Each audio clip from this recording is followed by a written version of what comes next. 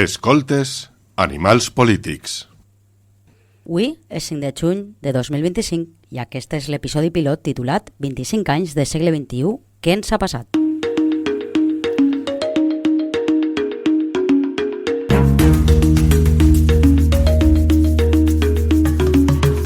No volem establir cap precedent parlant de nosaltres, sols que avui en farem una excepció. Aurora i jo ens vam conèixer l'any 2000 fent, amb altres amics, un programa d'actualitat política en una ràdio alternativa. Ha passat un quart de segle i moltes coses han canviat, altres no. Ara tornem a fer ràdio des d'un altre paradigma, en format podcast, i amb la motxilla carregada, en el bon sentit. Ens hem fet majors, sí, però continuem sent animals polítics, també en el bon sentit. En aquell programa, en Nautilus, ens fèiem ressò de les lluites del moviment antiglobalització. No hi havia cimera de les grans potències i dels organismes internacionals que responien als seus interessos sense una forta i contundent resposta social. Seattle, Praga, Gènova són noms de ciutats que ens fan rememorar grans manifestacions, xocs amb la policia i un mort emblemàtic, Carlo Giuliani. 25 anys després, no només el moviment s'ha diluït, sinó que fins i tot s'ha deixat de prestar atenció al Banc Mundial, al Fons Monetari Internacional, a l'Organització Mundial del Comerç, justament en un temps estrany en què les regles del lliure comerç es veuen qüestionades per Donald Trump, el multimilionari que presideix els Estats Units de Nord-Amèrica. En aquell temps llegíem a Noam Chomsky, a Naomi Klein, Le Monde Diplomatique. Fins i tot, al País Valencià van comptar amb un periòdic en paper que era tot un referent, l'Abans, on també van col·laborar alguns membres de l'equip del Nautilus. Així i allà aplicàvem la màxima pensar global, actuar local. Així, les lluites en defensa de l'horta, contra la sal o contra els grans projectes del PP eren fruit d'una anàlisi política col·lectiva davant la inevitabilitat de la ideologia neoliberal amb què les elits ens volien fer creure. A l'estat espanyol, en l'any 2000, el PP de José María Aznar va assolir una majoria absoluta que li va facilitar continuar la senda de les privatitzacions i de les reformes laborals regressives ja encetada pel PSOE de Felipe González. A més de clavar-nos amb mentides i en contra del sentir de la majoria de la població en una guerra imperialista a l'Iraq. Eren els anys de l'unflada de la bombolla immobiliària que punxaria una dècada després, deixant sense casa a moltes famílies hipotecades i sense faena a molta gent treballadora. El problema de l'accés a l'habitatge s'ha fet ara encara més terrible, amb uns preus tant de compra com de lloguer impossibles per a la immensa majoria de la població. Això mentre els fons Voltor fan negoci i la proliferació d'apartaments turístics desnaturalitza, degrada i encareix la vida als barris de les nostres ciutats. A des i ara, no ha deixat d'haver resistència social a un model de capitalisme immobiliari, rendista i depredador que avantposa el negoci d'uns pocs sobre el dret de totes. De la mateixa manera que l'APA va fer front als desnonaments, les assemblees veïnals estan avui plantant cara a la turistificació. En aquests 25 anys, l'ofensiva contra la classe treballadora no ha tingut pausa. La resposta al crash del 2009 va ser el millor exemple. Davant d'una fallida del sistema provocada pels interessos de la gran banca, la Unió Europea i els nostres polítics locals ens van aplicar receptes d'austeritat i retallades socials que van afectar a les persones més vulnerables i van augmentar la desigualtat. Queda com a exemple més palmari la constitucionalització del pagament del deute que van pactar PP i PSOE amb nocturnitat i alevosia. La distància social fruit de l'anterior és avui palpable. D'acord amb nombrosos informes d'entitats públiques i privades, no sols no ha parat de créixer el nombre de superrics, és que aquests concentren la majoria del patrimoni pel qual apenes paguen impostos. Per descomptat, res és casualitat. Com va dir el multimilionari Warren Buffett, clar que hi ha una lluita de classes, però és la meua classe, la classe dels rics, la que està lliurant esta guerra, i l'estem guanyant. Al País Valencià, fa 25 anys, Zaplana continuava sembrant el nostre territori d'obres faraòniques i el sector públic de mangarrufes i corrupció. Se'n va anar de ministre a Madrid i va començar una nova i no millor era la política valenciana. El campsisme de la beateria, els grans esdeveniments i, com no podia ser d'una altra manera, la corrupció. 25 anys després, el zaplanisme més indigne ha tornat a prendre la Generalitat personificat en Carlos Mazón. I qui es postula com a alternativa en el Partit Popular? Francisco Camps. Sembla el mite de l'etern retorn. amb un lapse de 8 anys de governs del Botànic 1 i 2 que, malauradament, no van consolidar canvis estructurals. Efectivament, la seqüència lermisme-saplanisme-camsisme, com diu un amic nostre, sembla el tret característic de la política valenciana, amb un cap i casal on molt possiblement acabi atrinxerant-se una nova Rita Barberà i on es continue apostant pels grans projectes i per la cultura del pelotasso. Front a tot això, sent conscients de les limitacions imposades per la política institucional per a prendre decisions valentes i aplicar polítiques transformadores i també dels efectes que la institucionalització ha generat en termes de desmobilització al País Valencià, reafirmem la nostra condició d'animals polítics, de persones que volen implicar-se en els afers cívics amb responsabilitat i sentit de la justícia. En este quart de segle també hi ha coses que no han canviat. En tot cas, han empitjorat. El capitalisme fa impossible una vida digna per a milions d'éssers humans. El canvi climàtic amenaça el nostre futur i provoca ja greus crisis ambientals i humanitàries. El racisme i la xenofòbia es manifesten ara a cara descoberta. El patriarcat continua cobrant-se la vida de milers de dones. El poble palestí ha passat de ser víctima de l'ocupació a patir un genocidi sense que la comunitat internacional faci res contra l'estat terrorista d'Israel. I la manca d'alternatives, d'imaginar juntes un futur nou d'un horitzó d'igualtat i llibertat per a totes, fa del pessimisme el nostre mood permanent, un estat mental que ens arrossega a l'abisme social i a la paralització, quan no als discursos enlluernadors i de fàcil deglució de l'extrema dreta, que ha crescut de forma molt preocupant en els darrers anys. Nosaltres no volem quedar-nos quiets, no volem callar, perquè som animals polítics prenent partit davant de la realitat que ens envolta i per això volem analitzar el que passa al món, amb una especial preocupació pel nostre país. Volem donar a conèixer noves aportacions al pensament polític, comprendre la societat per a transformar-la. Volem visualitzar les persones i els col·lectius organitzats que lluiten pels drets socials. Volem contribuir a amplificar la veu dels qui denuncien la corrupció del poder i les injustícies del sistema. Volem ser una pedra més en la barricada contra el monstre creixent del feixisme. En definitiva, com va dir Antonio Gramsci, volem prendre partit, perquè la indiferència i la búlia són parasitisme, són covardia, no vida, perquè la indiferència és el pes mort de la història.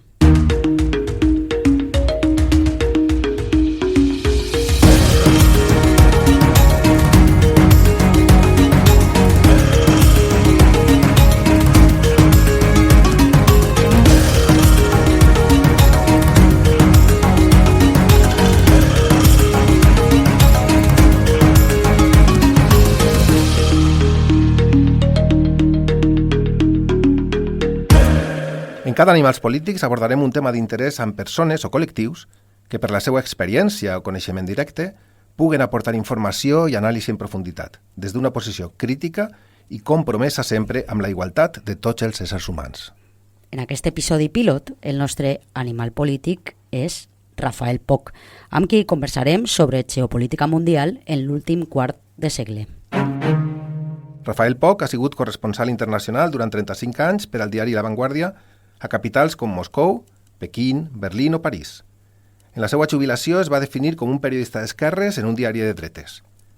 És, en tot cas, una referència obligada per als lectors inquiets que busquem una visió independent i crítica també de la política internacional, més enllà de la propaganda i el pensament únic. Ha sigut també professor de Relacions Internacionals en la UNED i en la Universitat Pompeu Fabra. Autor de diversos llibres sobre la fi de l'URSS, Rússia, Xina o Alemanya, ha publicat recentment una compilació d'articles sobre la invasió d'Ucraïna i manté un blog molt interessant al que estem subscrits per a conèixer les seues interessants reflexions. Rafael, benvingut a Animals Polítics i moltes gràcies per acompanyar-nos. Hola, moltes gràcies. Rafael, als últims 25 anys hem vist l'11S, les guerres d'Afganistan i d'Iraq, l'expansió de l'OTAN a l'est i la invasió russa d'Ucraïna, l'ISIS, la guerra de Síria, la caiguda d'Assad, la guerra comercial amb Xina i els arancels de Trump. Per a tu, quin tret caracteritza la política internacional en el segle XXI? Canvi o continuïtat? Yo creo que que la dinámica ha confirmado la quiebra del proyecto neocon americano formulada en 1992, el proyecto de un dominio unipolar en solitario por Estados Unidos, ¿verdad? Uh-huh. Eso se ha hundido. En los últimos 30 años se ha hundido. Y se ha hundido con un desastre, con un resultado desastroso, como muestran las guerras imperiales emprendidas en todos estos años, desde Irak y Afganistán hasta Libia, Yemen y Siria, con un balance que ha estudiado una universidad de Estados Unidos que se llama la Universidad Brown, en un estudio que se llama Cost of War, el coste de la guerra, con un balance, digo, de 4 millones de muertos, entre muertes directas de la guerra e indirectas, y 40 millones de desplazados, ¿no? Y esto sin contar Libia, ¿no? Sociedades enteras han sido quebradas y se han destruido. Y como resultado de este desastre, ¿no?, los Estados Unidos no han ganado nada, sino que más bien su poder en el Oriente Medio ha retrocedido, ¿no? Uh-huh.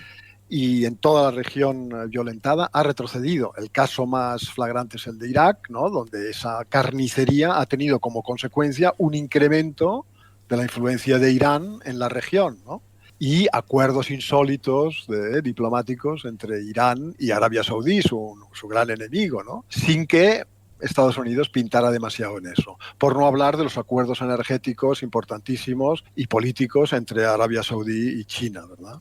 Así que eso es el cambio, ¿no?, el cambio que ha habido, ¿no?, este cambio. Y la continuidad, pues, reside en algo mucho más banal, en el hecho histórico de que a todo imperio le llega su fin, ¿no?, de que a todo cerdo le llega su San Martín, ¿no?, y que eso ha pasado muchas veces, ¿no?, y así que el declive de Estados Unidos continúa o se inserta en una serie histórica del declive general de Occidente, como le ocurrió, pues, en el pasado a otros imperios. Por ejemplo, el imperio asirio hace un montón de años también emergió y luego desapareció, y después de él, pues, muchísimos más, ¿no?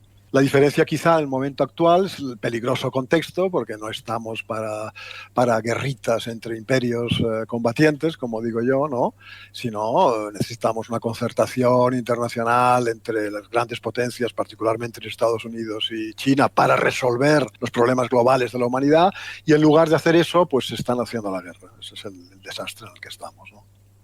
Diries, per tant, que estem en l'última fase de l'imperialisme nord-americà, que fins i tot pot haver-se accelerat amb la presidència disruptiva de Trump, o no aniries tan lluny? Bueno, yo creo que Trump va a acelerar el ocaso del imperio americano, ¿no? Trump ha llegado al poder por segunda vez queriendo hacer América grande otra vez, ¿no? Y con ese propósito es muy posible que lo que consiga es desordenar el panorama tanto en el orden interno de Estados Unidos como en el exterior, ¿no? Creo que Trump podría ser algo parecido a lo que Boris Yeltsin, el presidente Boris Yeltsin, fue para Rusia en los años 90, ¿no? Una especie de elefante en la cacharrería, ¿no? El establishment de la guerra americano está dividido sobre contra quién concentrar toda su agresividad, si sobre todo contra China, y relajando el frente ruso, o contra los dos. En fin, es una de las muchas polémicas que hay, ¿no? Pero el maltrato económico comercial contra todos, contra los socios de Estados Unidos y contra los adversarios de Estados Unidos, yo creo que se va a volver contra Estados Unidos, porque su economía se ha desindustrializado con el neoliberalismo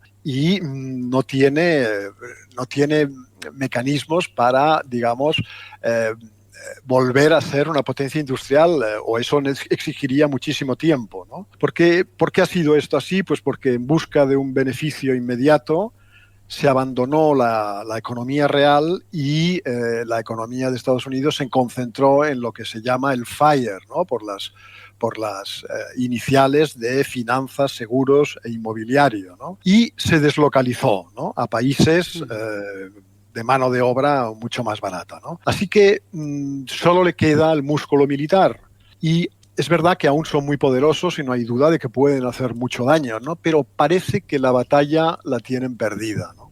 En aquest sentit, comentaves, Xina s'ha convertit en un actor important en termes geopolítics, passant de ser un país en desenvolupament a adquirir un estatus de verdader potència. Es pot dir que actua en aquest sentit com a contrapoder mundial a l'imperialisme nord-americà, i pot ser que anem cap a una nova guerra freda? Efectivamente, China ya es una gran potencia, y un contrapoder ineludible, ¿no? Su economía no persigue solo el beneficio privado especulativo, como el de Estados Unidos, sino un desarrollo general de la sociedad, ¿no? El problema para Estados Unidos es que la potencia económica china es un polo y un modelo alternativo al capitalismo neoliberal para el resto del mundo emergente, ¿no? Algunos llaman a eso socialismo, ¿no? Socialismo con características chinas, pero la verdad es que se parece mucho a aquella fórmula capitalista que en su día hizo poderoso a Estados Unidos, ¿no? Con industrialización, inversiones útiles, control del gobierno sobre la economía, etcétera, etcétera, ¿no? El modelo de la Guerra Fría contra la URSS yo creo que no sirve para China porque estamos ante otro animal, ¿no? China es un rival mucho menos hostil y mucho más robusto que la Unión Soviética para Estados Unidos. Supone el 30% de la producción mundial, ¿no? Su economía es un tercio mayor que la de Estados Unidos en capacidad adquisitiva, ¿no? Contener a China cerrando su acceso a productos y servicios americanos da la impresión de que solo servirá para empobrecer a los propios Estados Unidos e incentivar el desarrollo autónomo chino. China ya responde de una cuarta parte del potencial mundial en ingeniería, matemáticas, ciencia y tecnología. Esto lo dice una universidad de Australia absolutamente neutral desde este punto de vista, ¿no? China también carece de una ideología mesiánica, es otra diferencia fundamental.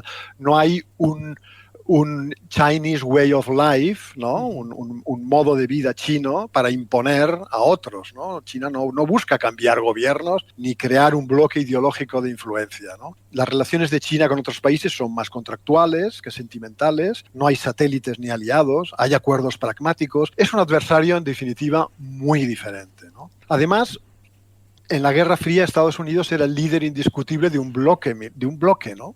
Le llamaban el mundo libre, ¿no? Y eso hoy está de capa caída, ¿no? La OTAN y la Unión Europea están en crisis y será muy difícil movilizarlas contra China, que es el principal socio comercial de la Unión Europea, ¿no? Por ejemplo, ¿no? Y en Asia, pues ningún socio de Estados Unidos, menos aún ahora cuando están siendo maltratados con aranceles por Washington, va a entrar en el juego que se le propone de elegir entre o con unos o con otros, o con China o con Estados Unidos. Así que, para resumir, por todo esto, la tensión con China no tendrá nada que ver con la Guerra Fría. Será otra cosa, puede ser muy peligrosa, puede llegar a una escalada bélica, pero será muy diferente. Y da la impresión de que los Estados Unidos no tienen ni idea de cómo afrontar ese ovni. I la Unió Europea? Perquè sempre se l'ha caracteritzada com un gegant econòmic i un nan polític, però sembla que aquesta caracterització es queda ja curta, no? Perquè en cap de les dues vessants, ni econòmica ni políticament, és ja un actor de pes en el concert mundial. Ara, a més, es planteja un rearmament, en teoria, per assolir una mínima autonomia respecte als Estats Units, però sembla que en la pràctica més bé per satisfer les seues exigències, les d'assolir, per exemple, un 5% de despesa militar sobre el PIB. Quines són les teues perspectives per a Europa? Tu que has viscut a més en capitals importants i has analitzat la quinta Alemanya, no? Com caracteritzaves tu esta nova Alemanya militarista. Què va passar, creus tu, en els propers anys respecte a esta situació mundial en Europa? Yo creo que la Unión Europea está en una profunda crisis que no está siendo reconocida y que de alguna manera se está hundiendo, ¿no? Porque las tres promesas esenciales de la Unión Europea, que eran paz, prosperidad y estabilidad, están en solfa, ¿no? El eje franco-alemán garantizaba la paz, ¿no? El mercado interno garantizaba la prosperidad y el euro la estabilidad. Con la guerra de Ucrania, con la masacre de civiles de Palestina, con la crisis de refugiados y emigrantes en aumento y con la recesión que comportan las fallidas sanciones a Rusia y el consiguiente aumento de los precios energéticos, todo eso simplemente se está hundiendo. A la Unión Europea le queda muy poca democracia, además. En política exterior y de defensa manda la OTAN. En economía, el Banco Central Europeo. En lo demás, la Comisión. Los gobiernos no mandan casi nada. Así que no importa demasiado a quién votemos, porque ni la Comisión, ni la OTAN, ni el Banco Central Europeo están al alcance del voto, ¿no? Por otro lado, dentro de esta crisis, yo creo que la geografía política de sus principales naciones puede cambiar radicalmente en los próximos años, ¿no? Supongo que en el futuro esta Unión Europea podría ser una especie de península de Eurasia, ¿no? Si es que Eurasia llega a cometer esa gran integración, ¿no?, eurasiática que promueve China y en la que Rusia pues está a favor también, ¿no? La Unión Europea quizá pueda ser el restaurante y el museo de esta gran Eurasia, si es que el turismo logra sobrevivir a la actual insostenible movilidad, ¿verdad? Pero no soy muy optimista con respecto al futuro de Europa. I l'altre focus, Rafael, jo crec que evidentment està en el genocidi de Palestina, no? El gran focus. Creus que es podrà fer realitat el projecte de neteja ètnica total que estan plantejant Netanyahu i Trump per a Gaza? I en aquest cas, quina credibilitat sobre els drets humans li quedarà a la comunitat internacional? El otro día esta pregunta, la de si conseguirán o no conseguirán vaciarlo, se la planteé a una especialista madrileña en Oriente Medio y ella me dijo, creo que no conseguirán vaciarlo, a pesar de esta barbaridad tremenda, ¿no? Pero bueno, yo no soy competente en Oriente Medio, pero sí que me parece que con la masacre de Gaza Israel ha perdido su legitimidad, ¿no? Yo creo que se ha suicidado políticamente, ¿no? Su Estado colonial podría haber llegado a un consenso con los palestinos en 1948, aunque fuera un consenso injusto para los palestinos, ¿no? Pero quizá eso podría haber sido sostenible, ¿no? Pese a las barbaridades de la Nakba y todo eso. Después de todo eso, había posibilidades de llegar a un equilibrio injusto y consolidar pues, la existencia del Estado de Israel. Yo creo que ahora ya no, que un Estado genocida no tiene derecho a existir, que era Israel, repito, se ha suicidado. Creo que a medio y largo plazo dejará de existir porque sus apoyos en Europa y Estados Unidos no serán eternos, algún día eso quebrará y el día que eso ocurra, adiós Israel, ¿no? La población israelí con su desgraciado apoyo casi unánime, estamos hablando de un 80 o un 90% a la masacre, pues es en todo una población colonial europea bañada con delirios bíblicos, ¿no? Es algo parecido a lo que ya conocemos en Europa, la Europa del 19, del pasado, todo aquello que se hizo, que hicimos nosotros en América, que hicieron los franceses en Argelia, los alemanes en África Sur Occidental, los alemanes en Europa con los judíos. Se parece mucho a todo aquello, ¿no? El de Gaza es otro genocidio colonial europeo. Estados Unidos y la Unión Europea han perdido toda credibilidad en materia de derecho internacional. Son cómplices y partícipes en la matanza y, personalmente, espero que Némesis, la diosa de la retribución, les castigue como merecen. Per acabar esta entrevista, volem posar-nos nostàlgics. Fa 25 anys, perquè estem fent memòria, a les cimeres antiglobalització clamàvem que un altre món és possible i reivindicàvem que el nostre nord és el sud. Avui en dia queda algun raig d'esperança en termes de democratització y de pacificació de les relacions internacionals?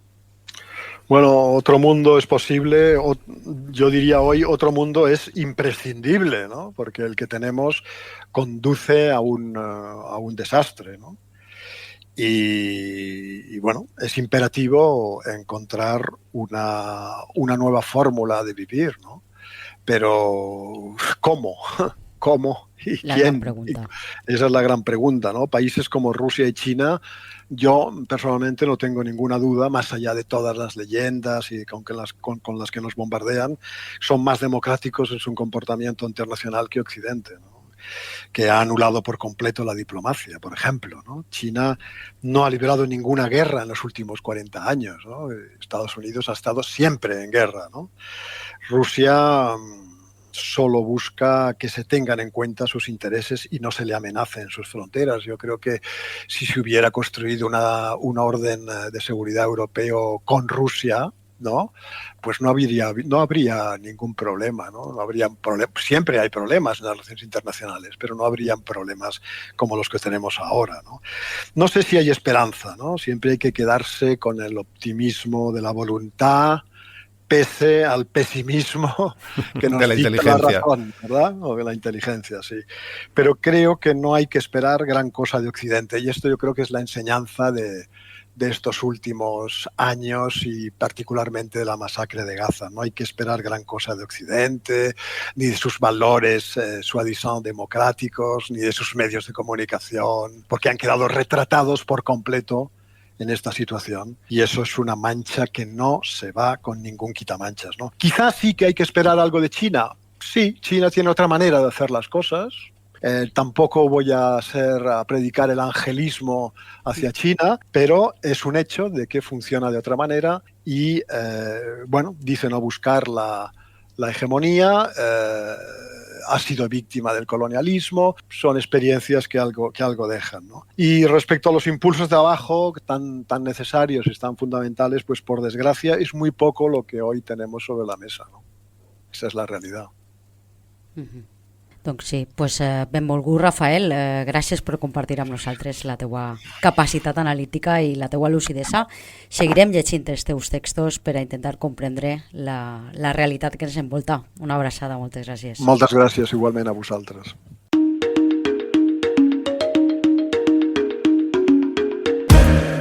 Per acabar cada episodi escoltarem una selecció de notes de veu de la nostra audiència. Podeu enviar les vostres opinions i recomanacions en format àudio a l'adreça de correu animalspolitics2025@gmail.com. Per a l'episodi pilot d'Animals Polítics ens han fet arribar les seues salutacions Elena Tamarit, Pau Caparrós, Esther López Barceló i Xavi Martínez. Hola, animalets. L'alegria de saber que esteu a punt de néixer no us la puc explicar. Estem vivint moments molt complexos, feu moltíssima falta, així que amb ganes que marqueu agenda estic molt encuriosida per saber quines veus porteu al programa. Feu el favor de posar-vos ja a treballar perquè tinc gana de sentir-vos i res vos dona la benvinguda. Sabeu, vos passa, no?, que li doneu m'agrada als vídeos de gent que admireu sense saber ni de què va? Doncs ja cegament vos confirme que teniu així una fidel seguidora.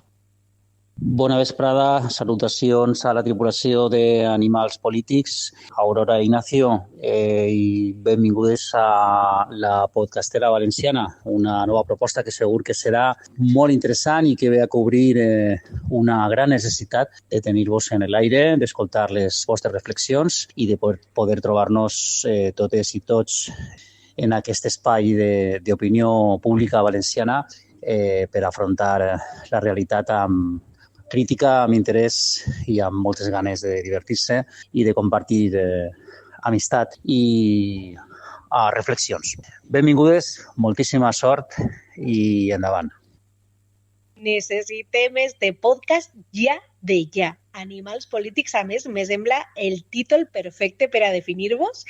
A tu, Aurora, i a tu, Ignacio, tenim moltíssimes ganes, molta gent, de que torneu a donar-nos la vostra opinió sobre el que està succeint en este món tan boig que ens està arrossegant a un futur incert. Moltíssimes gràcies per embarcar-vos en aquest projecte. Tinc moltíssimes ganes d'escoltar-vos. Hola, què tal? Tan sols passava per ací per a donar-vos ànims a estos dos tripulants del Nautilus que ara s'embarquen en un nou projecte de podcast, en un nou projecte informatiu, periodístic, d'opinió i que segurament doncs, no hi havia persones millors que ells per a llançar-se a esta nova etapa, dos autèntics animals polítics de l'escena valenciana que de ben segur ens faran enganxar-nos cada setmana, cada capítol a tot allò que volen contar-nos i a tots els convidats i convidades que aniran passant pels seus micròfons. Espero que la vostra trajectòria siga molt llarga i que ens conteu tot allò que estem esperant a escoltar en un podcast com el vostre. Una abraçada, companys. Elena, Pau, Esther, Xavi, moltes gràcies per les vostres paraules. Açò ha sigut l'episodi pilot d'Animals Polítics. Podeu subscriure-vos i escoltar-nos a totes les plataformes i trobar-nos al nostre canal de Telegram i a les xarxes. Fins la propera setmana. Salut!